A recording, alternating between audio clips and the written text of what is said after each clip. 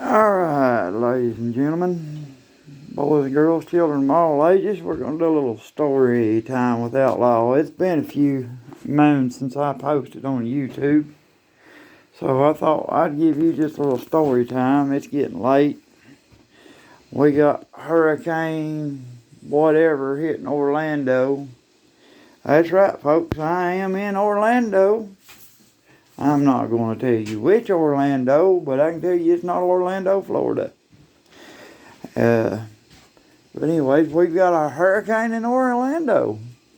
We've about lost our greenhouse. It's about got blowed over the hill. You can't really see it. It's dark. Well, heck, let me see if I can get a flashlight here and show you what I'm talking about over here. It's that right there, little old Amazon greenhouse. It straight line winds about took it, ripped the stakes up out of the ground and stuff. But anyways, I want to tell you a little story here about working on Chevrolet. I worked on many of them. 80s models. At 84 G10 conversion van. We called it Shag Wagon. I had old Chevy Nova. Sorry if it gets dark. But past few days, after I got over being sick here, I've been working on this little cat eye Chevy here. 4.3 liter V6. 4.3, yeah, that's what it is, 4.6, 4.3. Anyways, it's a 4-point-something V6. And I was doing the plugs on it the other day. Changed the plugs and the plug wars. I have not got to the distributor cap, rotary button. There is videos out there on how to do all that stuff. And there's videos of what can cause a misfire. But there's not a video out there on this, I guarantee it. See, in order to get your plugs out, the easiest way to do it's underneath the truck on the driver's side, take your wheel well out and stuff. But in order to get like your distributor cap, your rotary button, get back into the plug wires in the back of the motor there, you got to take your breather off. Not your whole air filter assembly, just what goes over to your throttle body, your breather tube. See if I can shine you a light on it here. This tube right here, it runs right here's your mass airflow sensor. Runs over to that right there. There's your throttle body. These run on what they call a spider injection, and that's your throttle body, which is kind of like a carburetor. Different. It's altogether different, but it kind of like would be a carburetor style fuel injection. Anyways, I changed all the plug wires, did them one at a time, made sure everything was tight. Made sure all the plug wires was tight. The plugs were evenly gapped. No, I did not check the gaps. They were 35 thousandths or whatever.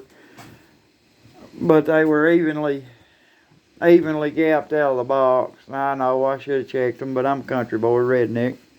As you can see from my Troy built carburetor video. So anyways, I get it all back together. It fit me tooth and nail. First time I've ever really worked on the motor on a cat eye, and it's the first time this thing's ever been tuned up. It's a 03 money pit. But anyways, get her all tuned up, start it up. Head idles up normal, and then it falls on. It just stumbles, falls on its nose, tries to die, starts missing, cutting out.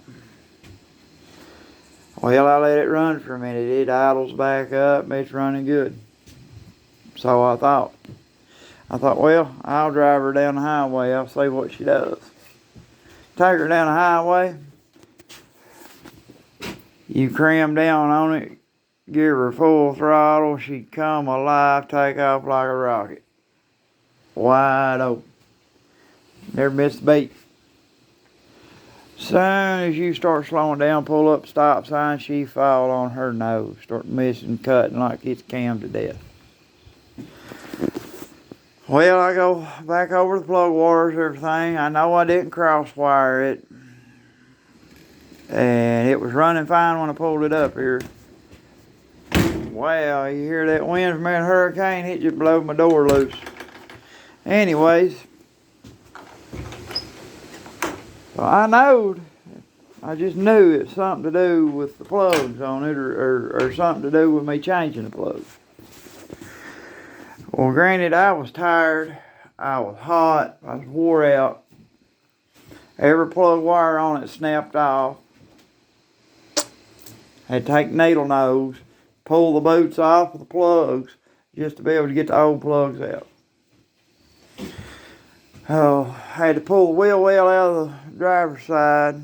I could have jacked it up, took the tar off, I guess, and might have been able to do it, but I pulled the little fender well out. I had to do all that crusty and grimy and rusted, and little bits of metal falling in my face and stuff, and I just tossed hard and wore out. Well, I throw my little breather hose back on there, hook it into the mass airflow sensor there, lay my piece on the throttle body, stick my little wing nut on there. It wasn't lining up quite right, but I got her on there, and I tightened it a couple turns, and everything all good. She's back together, and then that's when she started it up, and that's when it started giving me problems. This is a wing nut on it, big plastic job, and this ain't the problem. The problem is what you broke down with that. If that is not perfectly sealed down on there,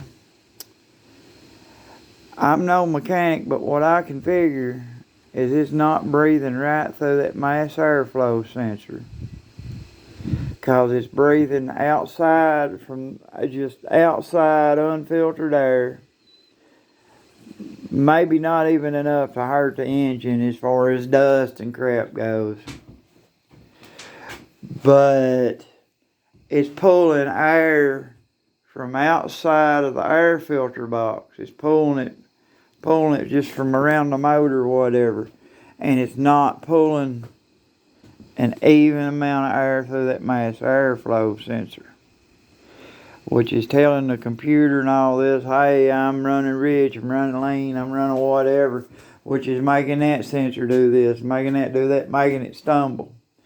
And I got to noticing this evening, when I pulled her down here to look at her, that I didn't have that box on there right. So I'm sitting there, I undo my wing nut, and I notice when I go to lift it off, it tries to almost completely die. But as soon as I set it back down, just get it halfway on there, it starts smoothing out. Lift it back off, it starts to die. Put it back down, it smooths out. That simple. But before I put it back together, we may shoot a video on it tomorrow. I'm going to take it off. I do know I'm going to clean the throttle body, clean all the grit, because they do build up carbon, and it is time for a good cleaning. If it don't pour the rain and I can shoot you a decent video in the daylight, I'm going to try to get you a video of me cleaning the throttle body, and then we're going to put it on right, and then we're going to take it for a test drive. And like I say, I apologize for not being on here for a while. You can still hear raspiness in my voice, which I worked overtime this week. They've been working me 2 different stations, and carrying other people's slack, it gets kind of old, gets kind of rough, but it's part of life. Man's gonna play, he gotta pay, So that being said, y'all, good night out in YouTube land. I just want to give you a little insight on something there that you can think it's the most horrible thing in the world, something catastrophic went bad, and it's nothing as a simple having your breather box lined up and putting a wing nut on these things. If it's computer controlled, then trust me, it ain't like old days. You just twist a screw and your idle goes up or down.